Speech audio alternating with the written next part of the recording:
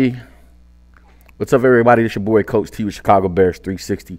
Back with another live show for you today. Today, we have a special guest for you today, the super back, Shawn Sierra. I'm going to let her plug all his socials, his platform when he comes on.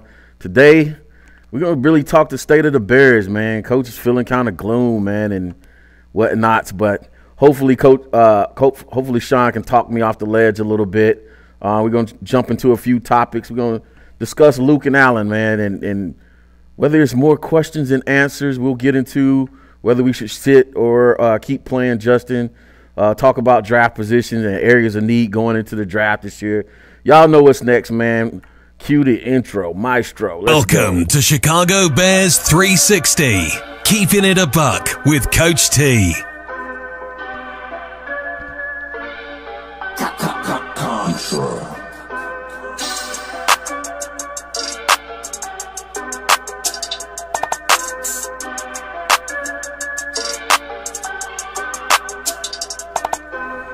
Life like chess, move to pieces, you know I roll in silence. On the road to them Benjis, I fill my teeth with diamonds. I'm high as fuck in the sky, you would've thought I'm pilot. I'm from Chicago, it get ugly, fill the streets with violence. Life like chess, move to pieces, you know I roll in silence.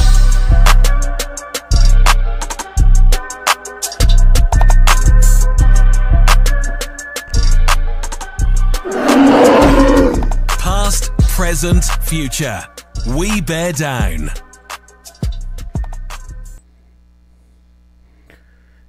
And just like that, we're back, man. Chicago Bears 360 with Coach T.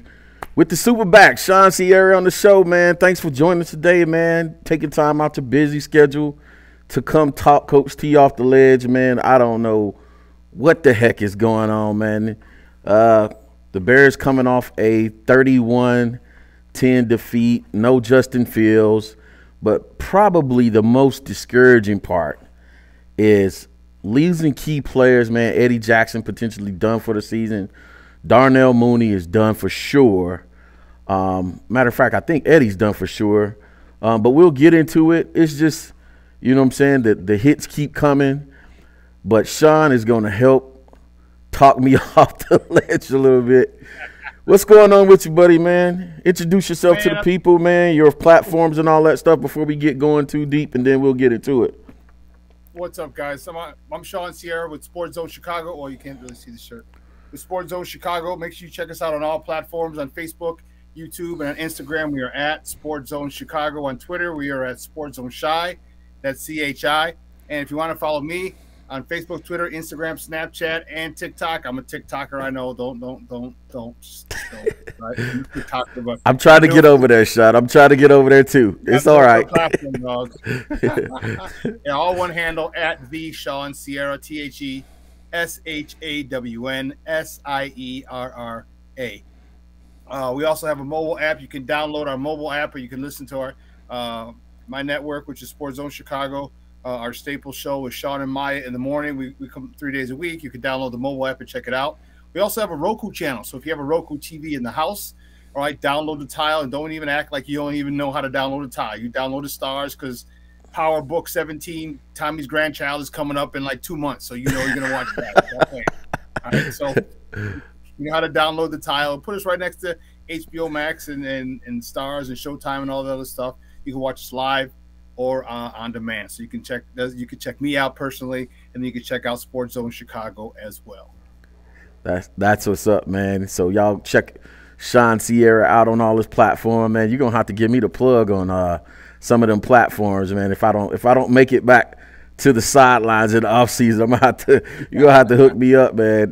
Definitely looking at shopping platforms, man. So let's get into it, man. What's your initial thoughts, man, coming out of the Jets game? Of course, I had some hot takes going into that game. My focus was, look, you know, I didn't expect that we'll have our quarterback, but my focus was on, you know, Luke Getsy, man, really diving into what he's doing with the offense, because to me, you know, he has a lot to prove still, both him and Allen Williams, man. So I'll let you take it from there, and we'll get this thing going.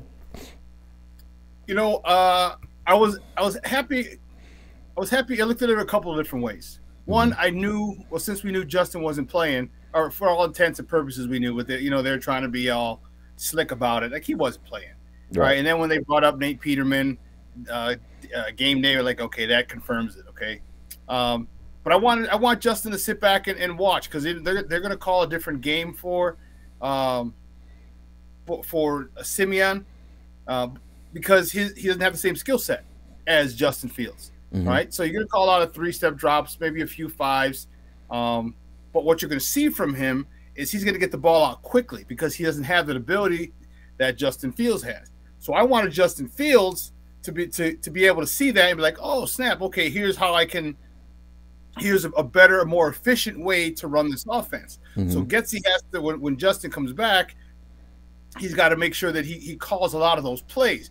Give me some hitches, but more so give me some slants. Not so much as hitches, but give me slants so my guy can get it in stride and keep going, stiff arm or do whatever. But at least you're gaining positive ground, as opposed to, start catching it, turning around and trying to shake a dude and stiff arm him. I was happy with that. I hope Justin's able to pick up on a lot of the things that Simeon was doing. Right, I hope he's able to do that and incorporate that into his game, and also, but again, he's got to do the same thing. Make sure he calls enough of those three-step drops where Justin gets it out quick, fast, because that'll get him in sync, get him lathered up, get the receivers lathered up, get them in sync, and the most important thing is when you start getting completions, you get confidence. Right, and that's the thing. I don't give a damn who you are. You need confidence. All right, you don't, if you don't start completing. I mean, I said on my show, Shawn and Maya in the morning, I couldn't care if he was 7 for 7 for 27 yards. I couldn't care less. I want the 7 for 7. Right, because everything else is going to open up. Right, and just get him in rhythm. So I'm okay with Justin sitting a couple of games, and I'm just watching. Sometimes just because Justin is uber talented doesn't mean you can't learn something from someone else. Right. And especially someone who, and I'm not saying Justin's a bad passer, because people think Justin is a running quarterback that they're trying to make pass. He's not. Justin's a passing quarterback that can run a 4.4. That's just what he's got. He is. Because I know you've watched his tape at Ohio State, but if you guys haven't watched it, man, check out his tape at Ohio State. He sits back in the pocket. I mean, his deep ball accuracy, as we know, is one of the best. Was probably the best in college, and once he gets more reps, it'll be one of the best in the NFL. Right. So he can sit there and sling it from the pocket. He just needs time. Yeah. So we got ourselves a good one here, and just because he is that talented, again, doesn't mean he can't learn and get more efficient. And that's what I want him to do while he's on the sideline for the next game or two. Just learn and watch other people run this offense, and you can pick up, even if it's one thing. Maybe it's just footwork. Maybe it's just moving safeties or holding DBs with your head, with your eyes. If it's one thing that he picks up, man, it's all worth it. Yeah. You said two things that I want to touch on, Shawn. One, I liked how you phrased it, because I wasn't going to dive into this too big, right, on the show today, because I kind of try to avoid the topic, but we'll talk about it a little bit. I don't want to make it the main source, but I like how you phrased it, right? Trevor has a different game. I think that was the phrase you used. He has a different game. But you know what I'm saying, you didn't use, Trevor can make the anticipatory throws, conversation like that, which became all the talk on Bears Twitter on Sunday, which last week I tried to articulate in a little bit of rant and saying why I wanted Justin to play, because we were going to hear the tropes, we were going to hear things like that, but I like how you phrased it. What I think is perfect. You said there's a different game, but also the second point you made is Luke's going to call a different game, right? And I actually took a dive on yesterday, and I'm going to go into other games. I actually started ticking off, and I started checking the actual 3-step drops that were called in that game. So Sunday's game, Luke matched the number of 3-step drops that he called in that Atlanta game, but the exception was this. He had 20 more offensive plays in the Atlanta game than he did in the Jets game with Trevor starting, right? So I wanted to specifically take a look at the 3-step drop calls, because to your point, and I said this prior to the game last week, I really felt like this has been a whole of Luke Getsy's playbook all season long, right? The three-step game, you know what I'm saying, the hitches, the outs, the digs, curls, comebacks, just the short game, timing game, West Coast concepts, like he's really not really been displaying.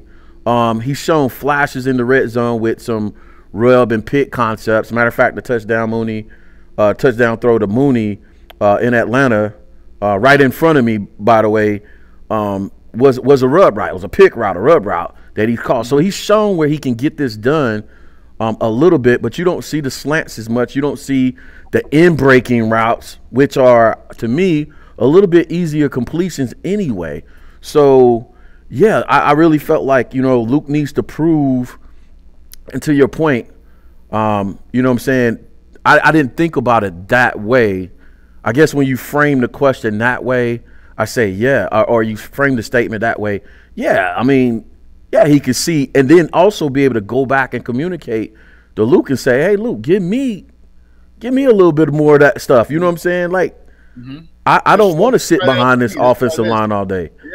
Yeah. And he's got some big targets too. See, one of my issues is, like, why aren't you using N'Keal Harry?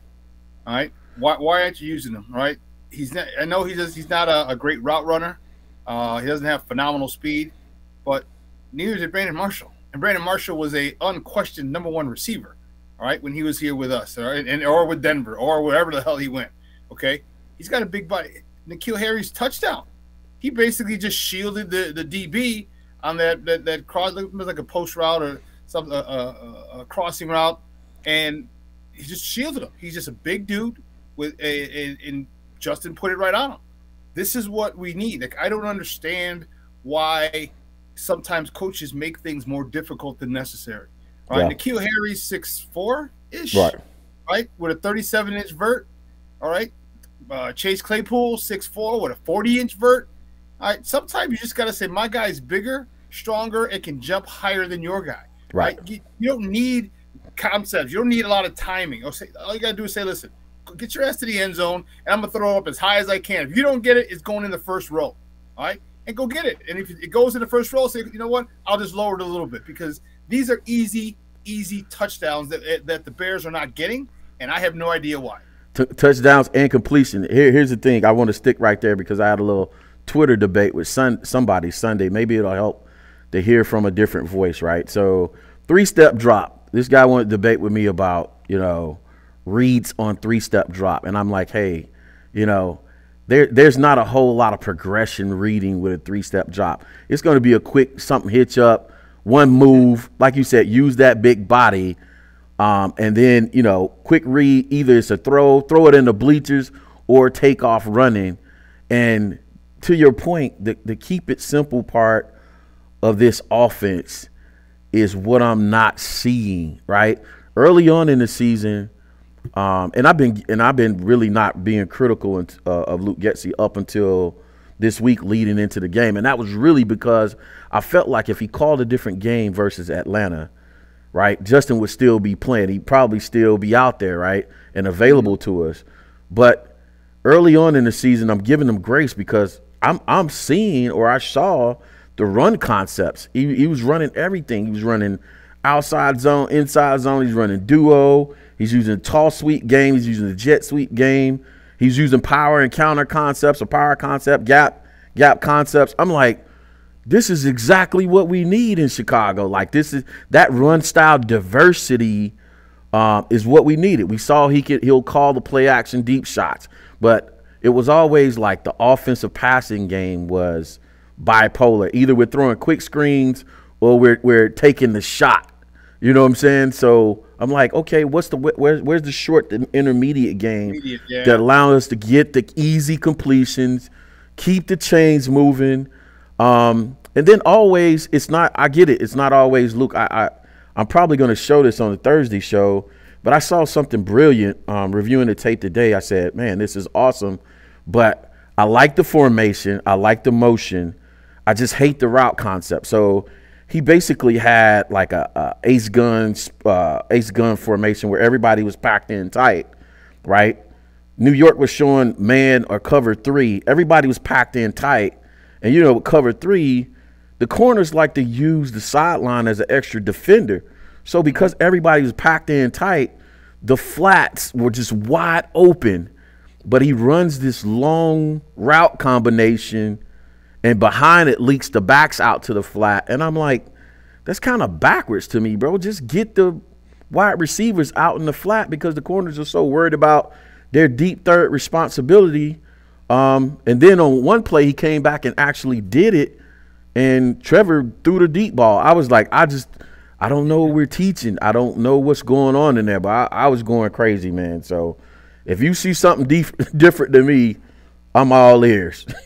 Yeah, no, I cover three. I always for me it's usually the second receiver that's the most dangerous because he can run off the corner because the one thing they never want to do is get beat deep.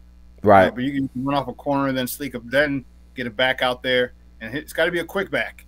You can't be, take your time, get out there because the linebacker realizes he's going to have the flat once the corner drops. So you got to have to get like a Treston Evans or Darrington Evans, someone like that, get it to them out in space and let them go to work because that corner's running with the even though it's a zone, that dude's running with that number one or the first threat, the wideout, going deep on that in his third of the field. So again, it's not for people who really know football, X's and O's, like it's not difficult, and that's what frustrates a lot of people who do know football because you're like, it's not that difficult. Why aren't you doing it? Yeah. Why? What's the issue? Why can't you? You know what I mean? You're getting paid six figures to do this, and like we can do this we can see what needs to be done. Right. And I'm sure if you're an offensive play caller, I'm sure you got plays. It's just terminology at that level because I mean, how many different routes are there in a route? In a tree. Can you say that last part again? Can you say that last part again for some of my detractors, right? Because they're like, oh, you know what I'm saying? And I laugh it off. It's Pee Wee, Coach T. It's high school. Even Trent Dilfer said this, right? And last week in the clip he said, mind you, Trent's coaching high school ball now, right? So he said the preparation phase for high school to pros, the game planning part is 48 hours or 60 hours. But the way I try to explain to people, listen, there's only so many coverages you can run. There's only so many route combinations you can run in the pro game. The only difference is terminology and language. Like pro terminology gets super complex and complicated because they have a name for every little thing, right? And I think that's a lot of times what gets them in trouble. But to your point, right, it's simple versus cover three. You got to run off, man. So I like what I like to do versus cover three is I'll have like a flood concept, go 3-by-1, or a flag concept where I run the corner off and I have an out on the second guy. So I run the guy off and then I have an out come behind him and I make you stop it. He's going to be an outer dig, right? Something that's coming back. But you're speaking my language. That's why I gotta take advantage of having you on the show, man, because you speak my language. Like, come on, man, what are we doing? But real fast. So let's jump into this. Do we continue to play, Justin, under these circumstances? Because I get the feeling fans are gonna go one way, but I think I may have a little bit of different take. Hell yeah, you play him, but you don't play him until after the break. All right, okay. That'll give him 4 weeks between games. All right, 4 weeks between games. And at that point, he should be healed up to good enough to the point where he can finish the last couple games of the season. Mm-hmm. And if he's at that particular point, if he's not, well, at that particular point, then you realize you got to have surgery, then have surgery at that particular point because we don't need him. I don't want him rehabbing and missing OTAs and all this other stuff in the spring. All right. So I think it's a key thing, but I think that with Darnell Mooney going down, I think it's imperative that Justin plays because of the fact that I need him and Chase to be on the same page. And you can go to a park, you can go to practice and work on all that stuff all you want, but that shit ain't game. That ain't game rep. That's not game intensity. That's not me versus someone else that I don't see every freaking day in practice. Right. Like these your buddy. Those are key moments that are gonna. That's where chemistry's built. Yes, right. you practice. Yes, you can do this, but against the DB, again, the same DB. But now, what if this DB that you're playing is 2 inches taller? Right. If the DB is 2 inches shorter? What if the DB can jump a little higher? You know what I mean? There's different variables every week, and now you're getting actual game time reps, and there's nothing that you could that can simulate that or equal that, even with practice. Doesn't matter. I mean, unless you're going to throw at six different corners at one wide receiver, okay. Even at that particular point, the intensity isn't there. You understand it's practice versus game. Game time, man, it's a whole different feel. Because like if he knocks it away, like, all right, man, I'll get it next time. But at game time, you're like, no, there's that energy, that fire, that because you only get 16 or 17 of them now. You only get 17 of those jokers. So it's a whole different intensity, a whole different atmosphere. So I think it's imperative that you play Justin after the break, as long as his shoulder's fine. And because I want to see him and Chase just go ham. I want to see those jokers just be like, you know what, just go. I'm going. Just you know what I mean? Yeah, like, yeah, I'm going. You know, Justin's running like, oh, I'm just gonna go down the field. Justin, you toss it. All right, you know, stuff like that. But I want the chemistry as well with those guys, because it's there with Mooney. You see it with Mooney. Right. We saw it a lot with Cole Kmet this year, which I was really, really happy about. Mm-hmm. And then now you can get it if you can get it with Chase in these last 3 or 4 games after the break. Was it 3 games, 4 games? Mm-hmm. 4 is Buffalo, Philly, Detroit, and Minnesota. I think right after the bye. So not in that order, but yeah, 4 games with Chase being number 1. Like, you can't go to Darnell Mooney because he's in a boot on the sideline. I like it. I like it a lot. I didn't think about the Mooney being out forces him to go and develop that chemistry with Chase aspect of it. And I also expected us probably to disagree, but you nailed it on the head. And I don't know why. We're both football guys, right? But absolutely, he needs the reps, right? And here's another angle. We only get 15 contact practices because of the CBA. I really felt like the NFL did coaches a disservice because they only get 15 contact practices and they get 3 preseason games. I feel like that's why the NFL has suffered offensively this year. But I feel like you're absolutely right. He has to play because he needs the live reps, right? He needs to be able to sit down with Luke this week and say, hey, man, I really like the quick game and how Trevor executed it. You know, let's see if we can add some of this. Let's add this. And here's the other aspect of that, right? You know, Luke is not a polished play caller and offensive coordinator, and we all see that. He needs the reps with Justin as well over the next that's a great point. Yeah, he needs the reps too. He needs as many live game time because it's different, to your point. The same way you mentioned for the player to have that game time intensity, it's nothing like holding that call sheet with 24 seconds on the clock and the lights is shining on you. And in my case, it's Friday night. You got 5,000 offensive coordinators in the stand, and your keister's all puckered up because you know it's 3rd and 5. The game's on the line, and you got to make the right play call, right? So, you know, a lot of people ask, you know, where a lot of your confidence come from, Coach T.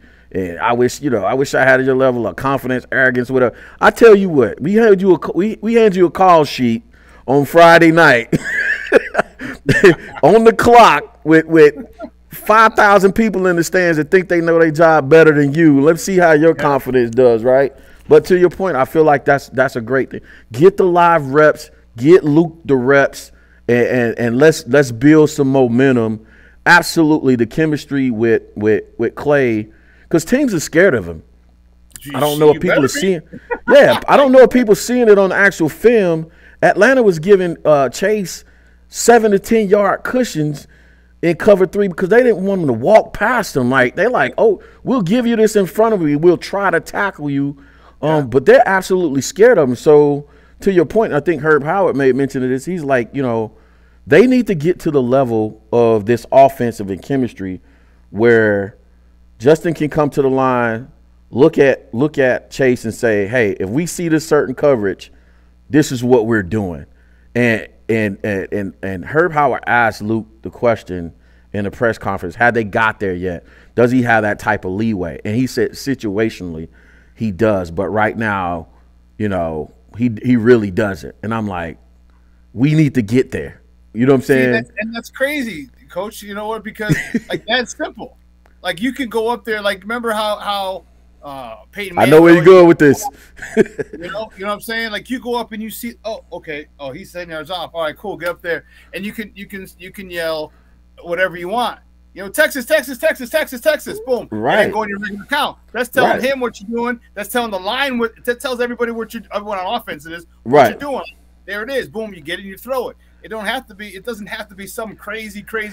It don't have to be a super advanced concept. I said this early before the season started. Right. At a minimum, he has to have one pass and one run check. Right. And to me, it's as simple as, hey, you know, walk up to the line of scrimmage. You see 8-man box. You don't like the numbers count in the box. You know what play you have called. Then you know what I'm saying. A simple check. Single high safety. Single high safety. You see the single high safety. You see the corner pressed up, and I got Chase Claypool on the outside. Like you said, Texas. I'm taking the fade. I'm throwing the fade, and I'm living and dying with that percentage. Conversely, two high safeties, empty box, seven-man box. You like your numbers in the box. Check to a simple run and take. That's all. Because people think. You made a great point, and he was a great football player. But I really felt like that's what Peyton, that's all he did. He walked up, saw the numbers, you know, vertically, horizontally, said, hey, we're going this way. I like the numbers count this way. I'm going the opposite way. I'm going pass. If we got pass call, I'm going run. If we got run call, I'm going pass, right? Parking lot football, right?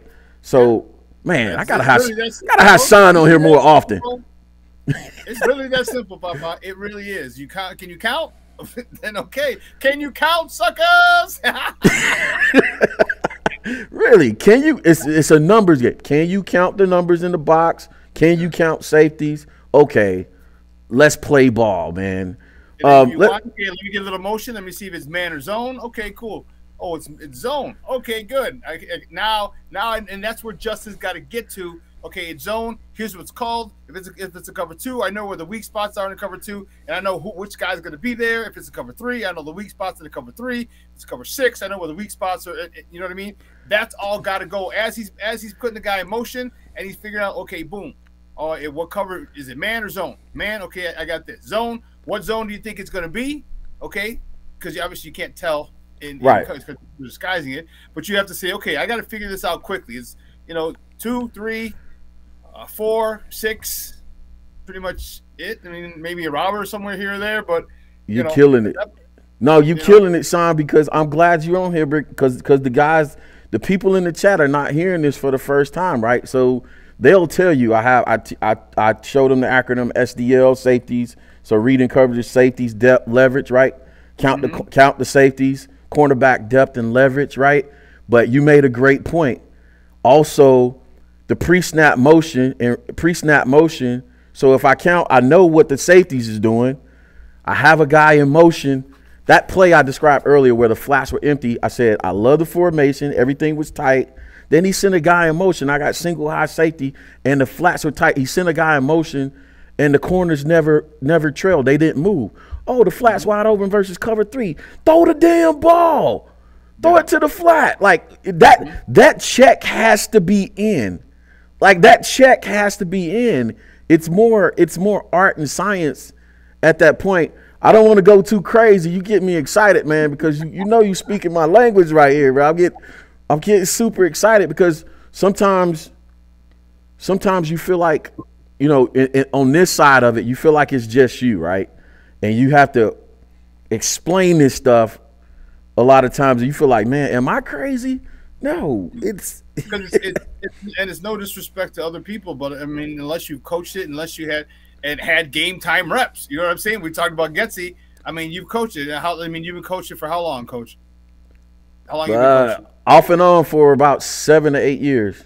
Yeah, I've been coaching for 16 years. All right, so and I was a running back coach, and then the last 7 years of my not this past season or 2 seasons ago, but before that, the last 7 seasons, I was defensive coordinator. I've been offense my whole life, and I had to go to defense because I was basically the one with the most knowledge of football experience on that staff.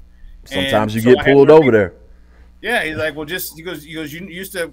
My guy told me, he goes, you used to breaking, getting through defenses. He goes, now you got to flip it on the other side. How do you stop? How do you stop it? Yeah. Yeah. So I actually had one of those conversations today. I did some interviewing today, so.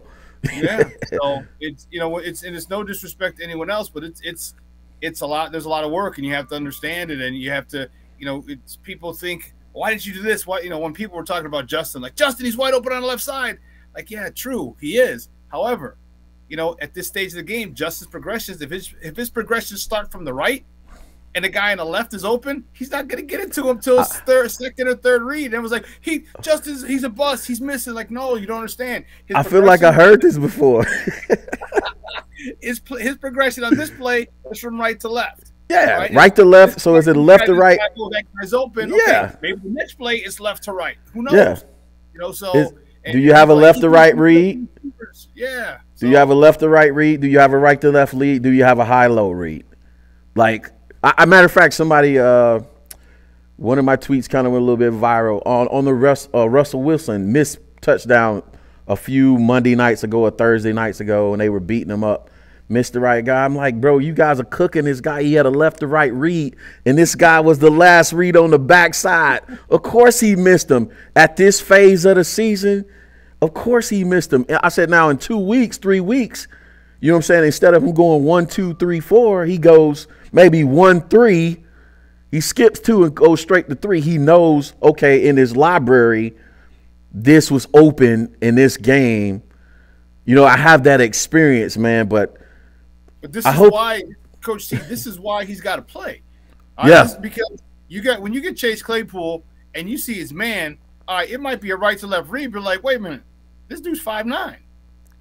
My guy's 6'4" with a 40. All right, my read should be right to left, but I may take a quick look left, fast, because I know who I got over here. Yeah. All right, I know who I got over here, and once you start building that chemistry, and he may be able just to go off book, all right, right, and not go through his reads properly. I don't want to say properly, but again, sometimes it's just my guy's bigger and better than your guy. Period. Yeah, there's no adjustment. It's a coachism, right? So there's no adjustment for my guy is just bigger and better than your guy. There's no coaching adjustment for that, right?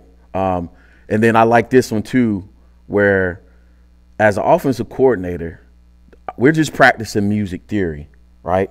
This is music theory. In theory, versus this look and this route combination, this is the guy that should be open.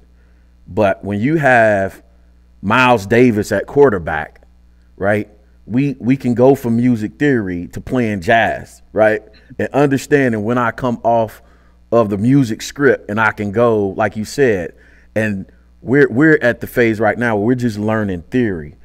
Yeah. We need him to get those reps, like you said, so we can start playing jazz and we can have the improv where it's instinctual and you go to the right person. I don't want to eat this topic up, but you got me excited, and start talking X's and O's.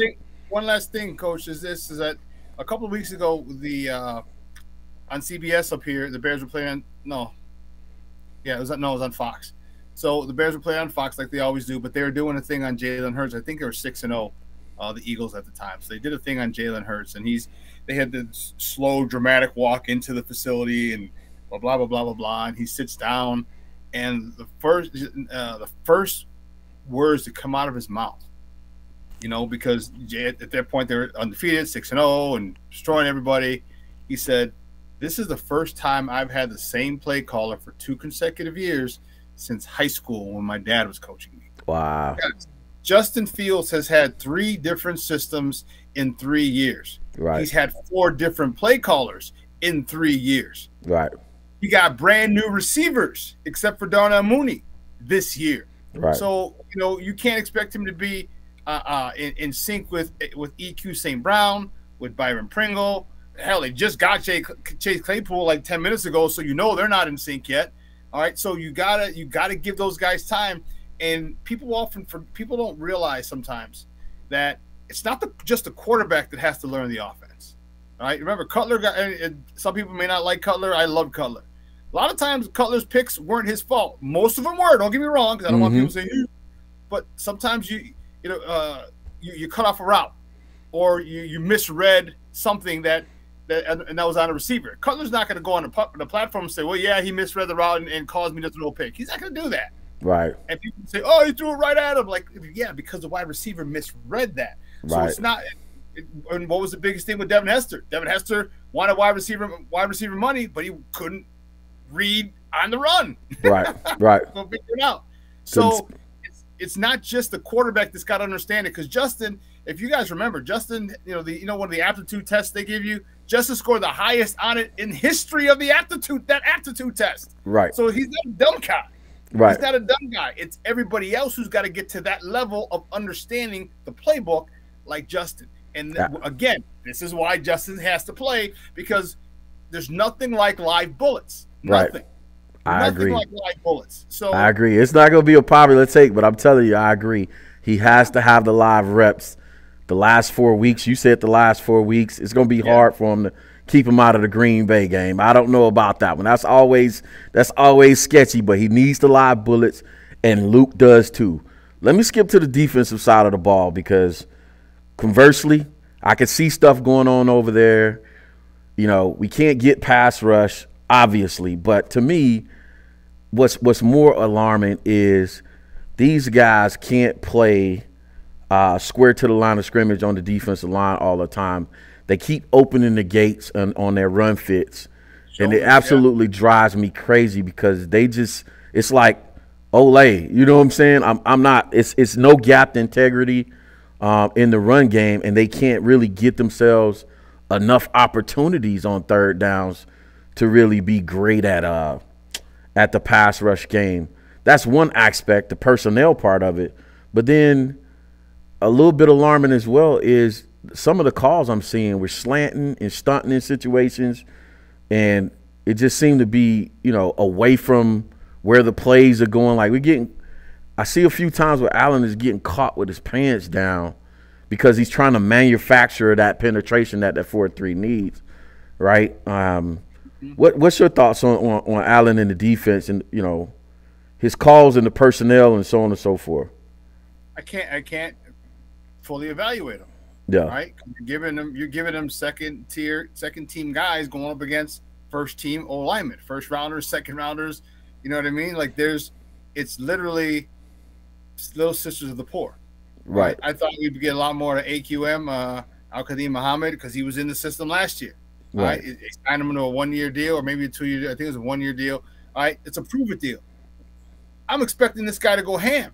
Right. Like, you got a prove it year, man. Like, all these guys that they brought in, these are all prove it years.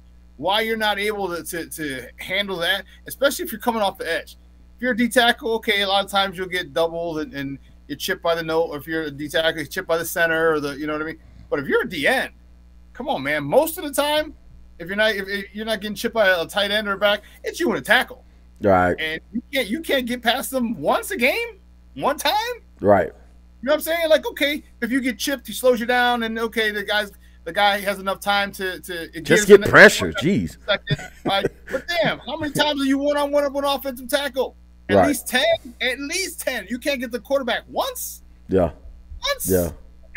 It's a talent issue, so it's difficult for me to assess Williams, because he got no horses. I'm telling you, the sweetest thing. The sweetest thing I've ever heard. No, a little El Boogie. With the second pick in the NFL draft, the Bears select Jalen Carter from Georgia. Are we gonna get the biggest happy dance that you will see? I'm gonna act the damn fool. I might TikTok that shit. I did. It's funny. I did it. It's out there somewhere. I don't in the TikTok verse. So I did the Justin Fields TikToks. When they did the sound where they said where the lady said, "Is that your man?" I said, "Yeah, I'm gonna stick beside him." That one, I did that one with Justin when we drafted him. It's out there somewhere. I haven't been on my. But listen, before we jump into the draft part of this, I'll say this about Allen's secondary and his secondary calls, which may be have a domino effect or have an impact on one another. I was in Chicago a few weeks ago watching the game with Ville from Three Stands Pod, and I was telling them during the game, I said, pay attention was versus the Miami game. I said, pay attention to when Miami actually completes a pass, right? Right. Even though they're driving down the field on us, we always have a guy in the neighborhood. We always have a guy near the play, right? They're just not killing us. Remember under Nagy's system and Shawn Desai, we had guys running wide open where, you know what I'm saying, it seemed more like a track meet than a damn football game, right? But more game of chase. We're chasing all the damn receivers. Right. It's more encouraging from this aspect that when when teams are driving down the field on us, that guys are in the neighborhood to make plays. That's why I said we add a pass rush to this. We add defensive run stoppers and a pass rush to this. It gives me hope that we can get stuff done maybe next year. But I still think, you know, it's just this. I'd rather you play straight up base than you to provide a slant or throw a slant or stunt in and you basically get caught with your pants down, right? Keep it simple to me. Like, just do gap integrity, let guys do their run fields. You know what I'm saying? Maybe if guys are, you know, like Dallas and Green Bay who run it down our throat, you know what I'm saying? You get some double A gap or A gap or B gap pressure to cut off that power of those pulling guards and tackles. Something smart like that, but not just going crazy with slants and stunts up front. That stuff was driving me crazy, man. Yeah, because the thing about slants is if everyone's slanting to the defense's left, offense's right, okay, and you hit and you're able to stunt or the momentum of the left side end or the right defensive end. If you're on the defense, left side defensive end, there's a cutback lane right there because everyone's going this way, and there's a wide ass cutback lane.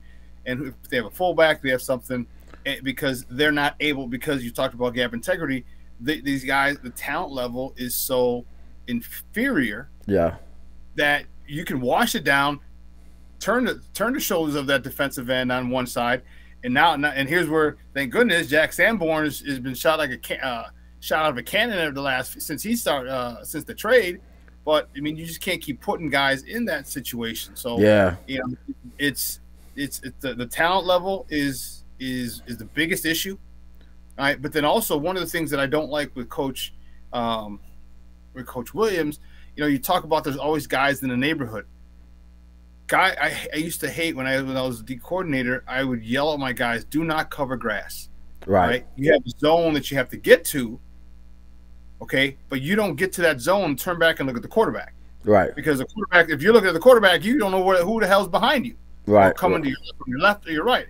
Right. You have to get ahead and swivel. So if you're a linebacker and you got the flats, or you know you're a corner and you got the flats, find a body. You got to find find whoever's in your zone or coming into your zone, and meet them. Where can they come from? All right, they're not going to come from behind, okay, but they're going to come across. Okay, they're coming this way. They're coming to come out of the backfield. Find your threat, okay, and then if you see no other threats, run to him. Because if you run to that dude in that zone, quarterback's not throwing him the ball because that receiver sees you and he sees the ball. It's you and the ball. And he's making a business decision at this particular point. Right. Do I want to catch this because this dude's coming full speed?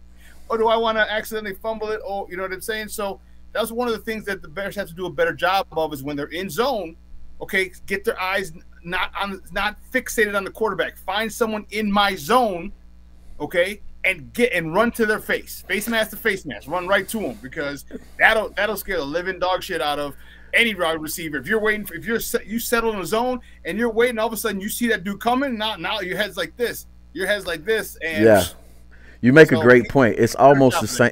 It's almost the same point that we make about offense, right? Theoretically, you're in the right spot, but again, I have the live reps and the experience to know, okay, it's just not me getting to my zone, understanding fundamental football. Nothing's coming from behind me.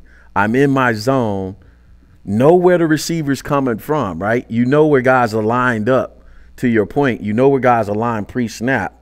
Okay, so you know I'm in my zone. Run to and meet the ball at the man, right? And another point you made, and I love, you know, I love Jack Sanborn's play since taking over the starting position. But it's almost like Jack has to play the way he plays. He has to anticipate where holes are going to be, because if he waits, if he delays 1 second, right, he doesn't have the bodies in front of him to keep blockers off of him. And the way we slant and twist a lot of times, particularly the slants, a lot of those slants leave the linebackers exposed to pulling blockers, right? And if he doesn't make a quick decision to get up in the gap and cause disruption, it's going to be a dang on track meet, man. So, but let's jump into this real fast, because I know you want to talk about it. You got excited about it. I want to talk because I hadn't started peeking yet, right? I hadn't started peeking yet. I've been watching a little college ball, a little SEC ball. I'm hearing the conversation about Carter. Now, I'll say this. You know, I actually talked to a Dutchtown coach today, because Will Anderson's a Dutchtown product over here in Georgia. Yep. So I know about him. Mm-hmm. I know about him, but who's your guy? Obviously, the first thing, what do we go first? I'm thinking defense. Yes. Okay. So lay it out for me. We go defense. Give me some people you thinking about. Cool. Well, people, I'm not positive. I'm gonna give you my order of need. Okay. Because truth be told, we have a lot of needs on defense. Yeah. But I'm saying, 3 tech, edge, O-line. And I think the edge, you can go get someone on the free agent market. Because if this guy's a defensive end, come on, man. Most of the time, he's going to get the quarterback. Right.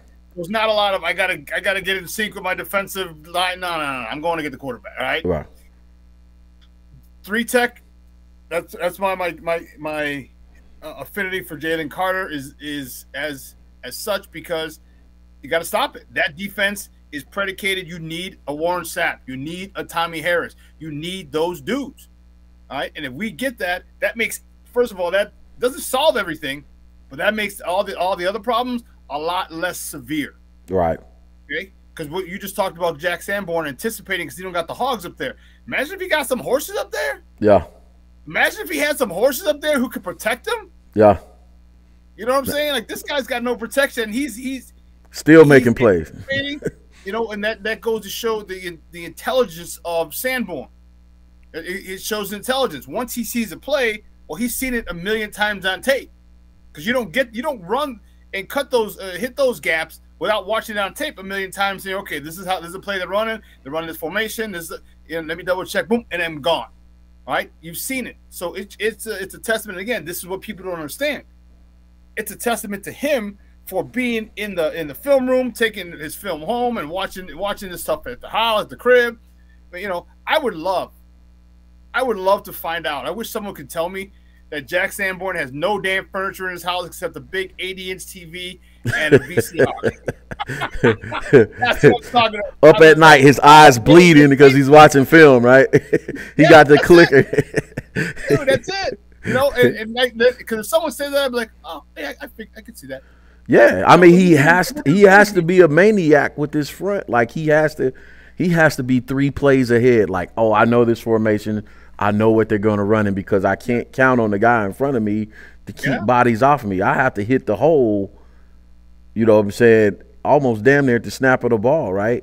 So, where would you keep him? You think he can be the mic moving forward? You want to keep him at the mic?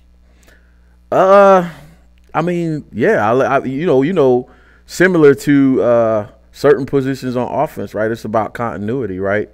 And, you know, you get familiar with how you see the game from that angle, right? And then your gap responsibility. And why not? You know what I'm saying? Keep a guy like that in position, because moving guys around, I think, is probably be a problem moving forward as well on defense. Get those. So we talked about the ability to improv, right? The experience and understanding where plays are going to develop and the angle. Same thing with Kyler Gordon, right? I think a little bit of that you described, it's the rookie in him, where it's like, do I see what I see? Am I sure? And instead of just playing ball, right, it's that little bit of hesitancy that's the difference between a completion and a pass breakup, right? So I agree. I wouldn't move Jack. Just get the talent in front of him. You know, 1 or 2 guys on the outside. So my focus is really interior defensive line. Like you said, I'm thinking whether free agency or in the draft, get you a pass rusher. And then immediately I go to the offensive line, man, because it's weird kind of trying to evaluate that group, because I think we haven't had the original group that we thought we would have all season, right? Lucas is hurt. We had to play Sam, which for whatever reason Coach Flew and the staff have an affinity for. They like him. He talks passionately about Sam in the presser, and I'm shocked. I'm like, this guy loves Sam. So Bears fans, you know, I don't know what to tell you. You might want to get used to it, because Coach, for whatever reason, he likes Sam. But I think I think it's because of his work ethic. But Sam allows way too much pressure and push up the middle to be stout. And in the offseason, when guys were saying, oh, we should sign this free agent center, or we should sign this guy, and I was like, guys, no. Centers aren't, just plug and play guys. If you want to run a certain style of offense, particularly in the run game, you have to get a guy that can be sturdy at center and allow no penetration or pushback, especially in the gap system offensively, run game wise. Like, you can get a light guy to play center if you're just going to run outside zone all day long. But if you're going to be pulling guards and tackles behind a guy, he can't get pushed back. If you're going to be going primarily 5 and 7 step drops, you can't get pressure up the middle like that. And then you got to have a smart guy that knows how to make the calls, you know, how to make the pre-snap adjustment, make the calls, and keep his quarterback out of trouble in terms of line adjustments and so on and so forth. So it was so much more than just snapping the ball for me, and I just don't think Lucas had an opportunity to do the job we hired him to do. And then you got Cody's hurt. I don't know how to evaluate him, because he's not 100%. Tevin's not 100%, and then the tackle. So basically, the only guy we really had consistently all year is the rookie. The rookie suited up. I didn't like him because there's a lot to work with that guy. Yeah, there's a lot to work with. And the one thing that they have to work on with him that they can't do in the season, you just can't. Strength. He's got to get more weight in his ass. Yeah. He just can't. He can't deal with a bull rush. Yeah. I've seen people try to swim and spin, and dude, he can dance like Fred Astaire. Dancing bear. He'll mirror you like a son of a gun, boy. You know, you want to spin, you want to rip and spin and all this other stuff, and he's there with them long ass arms, boom boom. But you bull rush him, you throw him right back into Justin's into his lap. Yeah, so, they can definitely go through his chest way too easy. Got to put some weight on. I don't know it's necessarily weight, but he definitely has to get stronger. He needs some strength. Yeah, he needs some strength. You got to get a lot stronger. I like him. I hear a lot of convo on Bears Twitter about we need a left tackle. I think they're good to go there. I put up a poll that asked, were we done with Lucas? I don't think Lucas had an opportunity to play to position that we hired him to do. I think y'all bring him in, y'all let him play center. I don't think we have to go out and necessarily get a center. What I like about it is, and I'll tell you why, the aspects I don't think that fans think about. I don't want a guy to come in and you're the new center, and we're talking about the theory versus improv, the theory versus jazz. You don't want your center now having to make the calls and being was that the right call, guy, or did I make the right call? Yeah, you're gonna be on theory while everybody else is playing jazz or improv. And no, I need a guy that knows his offense, that's gonna make the right slide protection calls, call out the right mic. You know what I'm saying? Be in sync with Justin, where they know instinctively, hey, we need to make a protection adjustment here, and be on the same sheet of music day one. Remember, guys, we only have 15 contact practices and 3 preseason games. We don't have this long extended offseason to get these guys on the same or anything like that. yeah. No. So my thoughts is, if you want to keep Tevin where he's at, and by all means, if I had to say it's been a highlight of this season, man, and I know he didn't necessarily want to play the position, but God bless, man, Tevin Jenkins is a freaking animal. He is everything we thought he was, and then some. I'd be surprised, and if you can make the Pro Bowl off of this team, I wouldn't be surprised he made the Pro Bowl. But I know he's garnered the respect a lot of his colleagues, his peers around the NFL. Like, and this dude is a problem. Line coaches that have garnered us, hey, he's gained their respect too, because that Joker is serving. Dude, they might as well call his ass IHOP, because he's pancaking. Dude, he's pancaking mugs. He's literally putting mugs out of bounds, first row. And as soon as the whistle, let's go, runs back. Yeah, call him 100 section, because that's where a lot of these blocks have been ending up. The row 2 and row 3, 100 section. So that leaves me with right tackle, and perhaps a left guard as potential draft spots. Cody getting long in the tooth. And what about Leatherwood? Where you want to play him? So that's what I was saying. Okay. That's what I was about to get to, because you got a really nice project in Leatherwood if you can get him figured out. Because he might be. A lot of people are talking about him at guard. I'm like, okay, he was a tackle, but if you can put him to guard, and he has a little of that energy and that edge. I mean, because truth be told, that's your run game. The 2 guards in the center. Right. You get those 3. The tackle just got a shield. He ain't got to really drive people. It's the 2 guards in the center. That's the run game. If you got that stout. So probably unpopular opinion here, right here. I like him playing at guard because his athleticism. Again, early on in the season, Luke showed that he wanted to pull guards and tackles. The big demo run in Green Bay. I was at that game, by the way, in Green Bay earlier this year. The big demo run was the same 35 power play that Marshawn Lynch ran versus the Saints in the playoffs. And we pulled Lucas Patrick on that play. And Luke shown, hey, I do want to pull guards and tackles.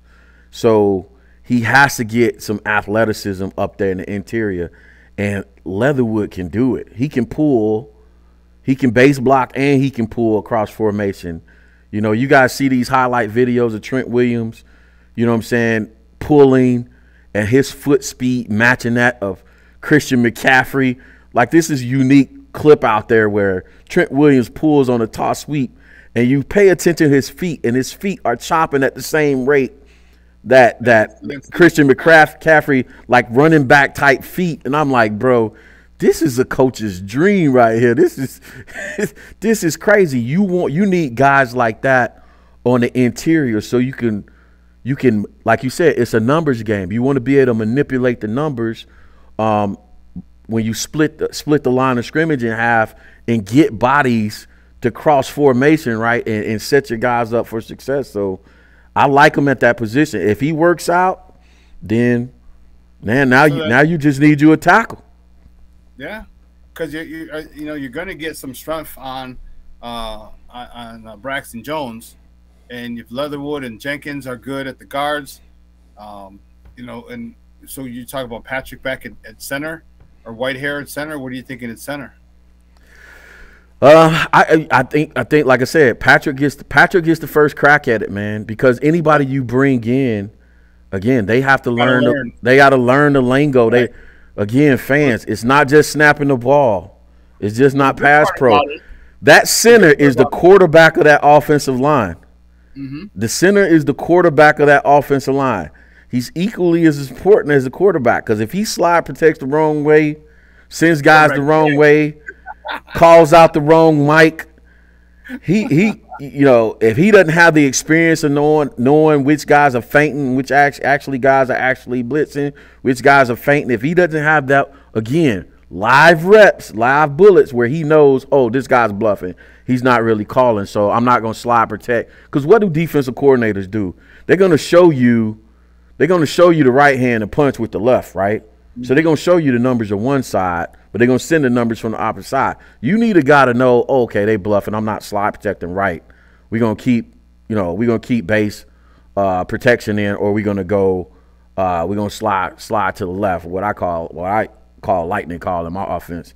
But you need the guy with the experience up there. So I'm giving him the first shot, leave Braxton alone, feed him a few more steaks, maybe maybe some extra testosterone, and squat like a son of a gun. Yeah, all squat. He's got a deadlift and he's got a stretch. Squat, deadlift, and sprint. That's what he's gonna have to do. Squat, deadlift, and sprint. I want them thighs to be Barry Sanders style thighs with his ability to move. You want to see his thighs come out the tunnel before he does. Yes, dude. Yes. Or it comes out the side of his thigh boards and stuff like that. But the cool part about the center we were talking about, both those guys have experience now. All right, so you go with Patrick. Okay, that's cool. But if you move Whitehair back there, he's got experience as well. So there's people that is going to build your depth, I think. All right, because now if Patrick is hurt, well, guess what? Now you go to Whitehair. Whitehair's made the calls this year as well. So good point. He's very familiar. So now you don't have to. You may not have to go and get a. No, so if you get a guy, maybe he's a swing guy like Whitehair. Maybe he's a guard center type guy that you put in a pinch. You don't really need. You're not going to really need him because you got those first two guys. So that's a good thing for Ryan Poles. Man, I'd love to be in that room, dude. I'd love to be. What are you thinking? You know what I mean? Gotcha. That would be awesome, man. That would be amazing. Listen, Shawn, well, I don't want to hold you long. I appreciate you joining us. Listen, I want to do this real fast because I always make time to do it, but I got to crack over to the DM sections real fast. Y'all know where it go down at, man. They go down in the DMs. I got to see what y'all saying in the DMs. Let me see if I can get this thing working right. See what y'all talking about. I'm going to take a few of these, man, and then we're going to get out of here because we've been at it for a while. I'm going to flash them up, see what y'all talking about, and go there. So somebody agreeing with you, man. They liking Carter as a 3 technique, the disruptor of this defense. My man Cornelius agreeing with you there. Let me see if I got some questions, or I seen some pretty long comments in here. So shout out to all you guys, the regulars, man. Raging Oracle, R&R, Renewable Chargeable. We got our regulars over here, Shawn. So Moshe said he'd rather have somebody who's familiar with the system, man. So here's the thing with the field soldiers, man. They go out and argue a lot of my points for me, so I don't have to argue these points in the Bears Twitter comments a lot of times. They get football, man. So you're right. We got to have a guy more that can snap the ball. This is a pretty smart football base in here. I guarantee you they could call out for you the acronym we use for reading coverages, man.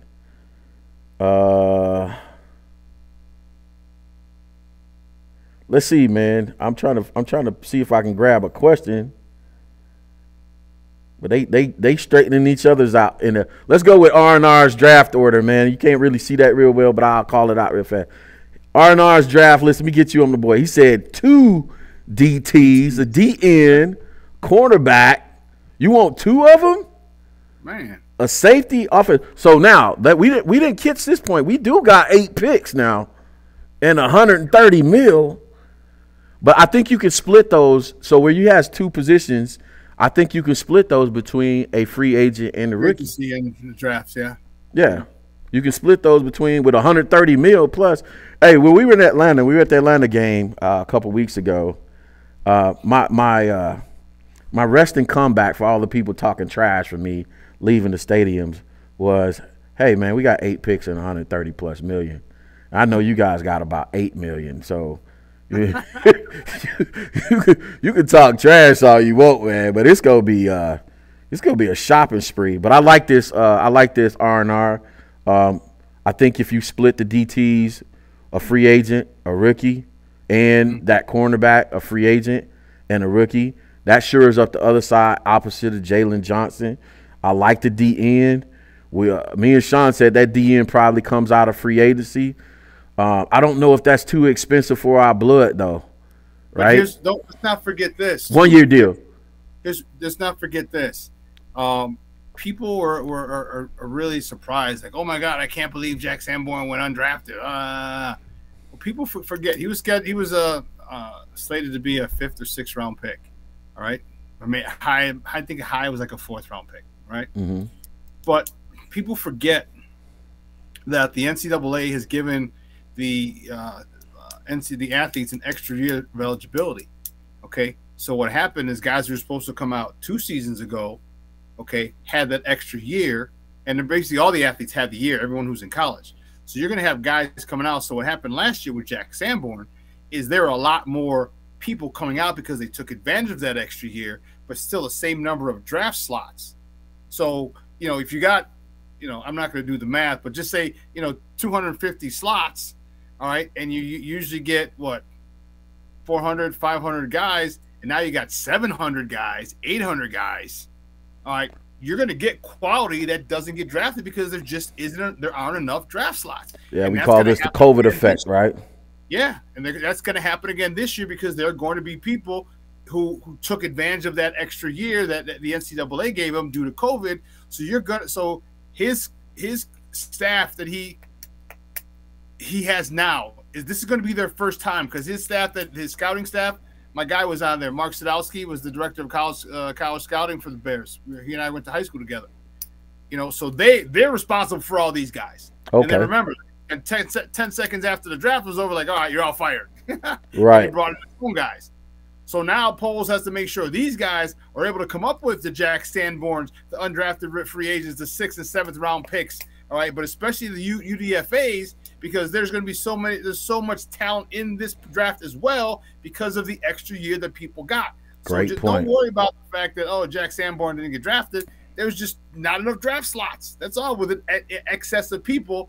And so they're going to have to do that as well. And if they can find, if they can find one more UDFA next year, like a Jack Sanborn, dude, Jack Sanborn comes with, like, a bag of footballs and a gift card at a steakhouse. That's about what his salary is. You know what I'm saying? They're going to get him on these guys on the cheap, man. They're going to get him on the cheap, and they got control. Now they got money. So when you really need to go get a stud, you got extra money. You can pay whoever you want now, because Justin's got to come up next year. All right, he, in his 3rd year, his extension, you're gonna have to pick up his, decide if you want to pick up his 5th-year deal or just extend him. Then you got to see who else. Is Chase? How many years does Chase have left on his deal? Darnell Mooney. There's a lot of guys in there. So if you can get those 6th, 7th round guys who usually be 3rd, 4th, or 5th rounders, man, we're sitting really, really pretty. Yeah, I forgot about the COVID effect on how it's pushed back talent, and it's made talent available in the later parts of the draft. And this regime, man, they're really confident in their draft, their ability to draft, particularly in the offensive line space. And how can you be mad at them, right? You go get a 5th round rookie from Southern Utah to come in as your left tackle and be pretty sturdy throughout the years. And the full expectation was not that he come in and dominate, but you can fix strength more easier than you can fix, agility, speed, technique, smarts, football smarts, and IQ stuff. He's got the skill set. He just don't got the weight and the strength. That's it. Absolutely, man. Somebody said 2 of their favorite football talk guys on one show. They're loving it.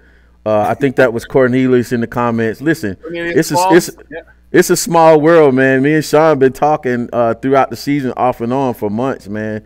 We're just getting a chance to connect and get together, man. I appreciate you.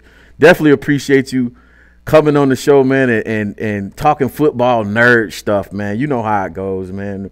When the coaches get together, man.